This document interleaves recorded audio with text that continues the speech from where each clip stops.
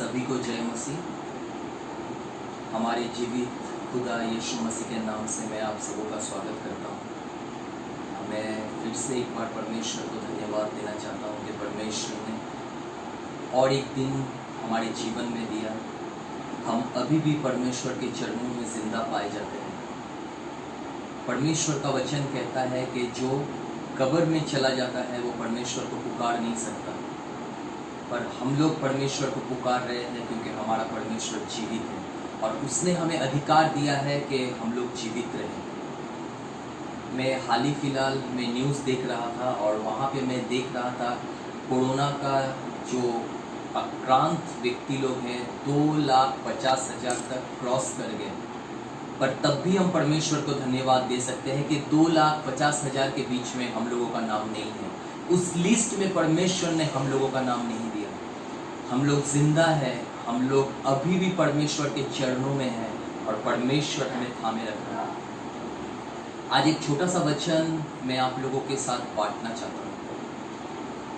अगर हम लोग वचन संहिता 127 अध्याय का एक पद पढ़े, परमेश्वर का वचन ऐसा बताता है, परमेश्वर अगर घर को नहीं बनाए तो बनाने वाले का परिश्रम व्यर्थ है।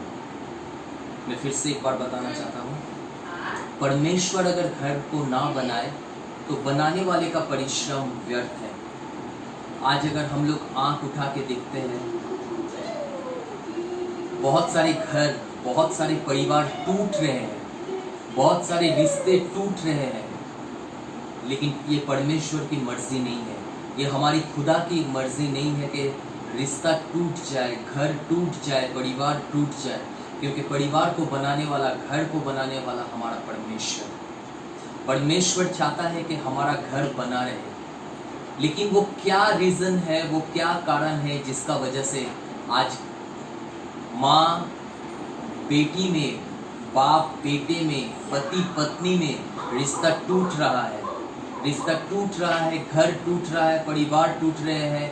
वो क्या रीज़न है मैं आप लोगों को बताना चाहता हूँ। परमेश्वर का ये जो वचन है जिसमें कहता है अगर परमेश्वर घर को ना बनाए तो बनाने वाले का परिश्रम व्यर्थ है, इसका मतलब ये है बालू सीमेंट के घर में परमेश्वर का उपस्थिति होना बहुत ज़रूरी है। आज हम लोग देखते हैं बहुत सारे घरों में, बहुत सारे मसीह घरों में परमेश्वर की आराधना नहीं होती है। बहुत सारे मसीह घरों में परमेश्वर का नाम को ऊंचा नहीं किया जाता है। और मेरे प्रिय भाई बहन, मैं आपको बताना चाहता हूँ, बाइबल मुकद्दस ऐसा बताता है, शैतान जब निकलता है, वो जब वापस आता है अपने साथ और 7 जन को लेके आता है। मैं आप लोगों को इनकरेज करना चाहता हूँ, अगर जिस घर में प्रार्थना नहीं हो रहा है, याद रखिए परमेश्वर की उपस्थिति उस घर से चली जाएगी, उस परिवार से चली जाएगी और उस जगह पे शैतान का बसेरा हो जाएगा। आज वो क्या वजह है कि पति पत्नी के रिश्ते टूट जा रहे हैं? वो क्या वजह है कि घर परिवार सब टूट जा रहा है? रीजन यही है कि परमेश्वर की उपस्थिति उस परिवार में नहीं है। बालू सीमेंट का वो तो घर है, बस उस घर में परमेश्वर नहीं रहता। उस घर में परमेश्वर का वचन को नहीं पढ़ा जाता, उस घर में परमेश्वर के नाम को ऊंचा नहीं किया जाता, उस घर में प्रार्थना नहीं किया जाता।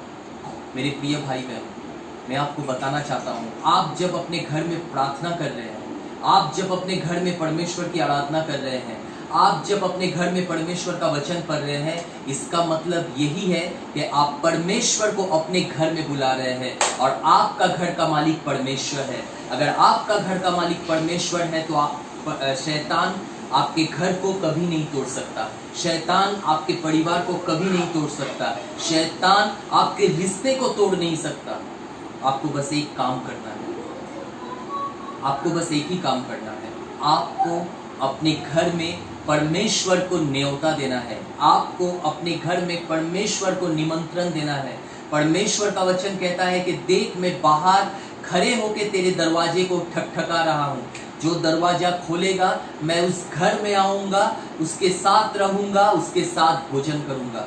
आज वो जीवित परमेश्वर आपके घर के दरवाजे को खटखटा रहा है, वो आज आपके साथ रहना चाहता है, आज वो आपके साथ संगति करना चाहता है। और मैं आपको बताना चाहता हूं, अगर आपके घर में परमेश्वर की हुजूरी है, आपके घर को कोई नहीं तोड़ सकता, आपके रिश्ते को कोई नहीं तोड़ सकता, आपके परिवार को कोई नहीं तोड़ सकता, क्योंकि परमेश्वर का हाथ आपके परिवार के ऊपर है।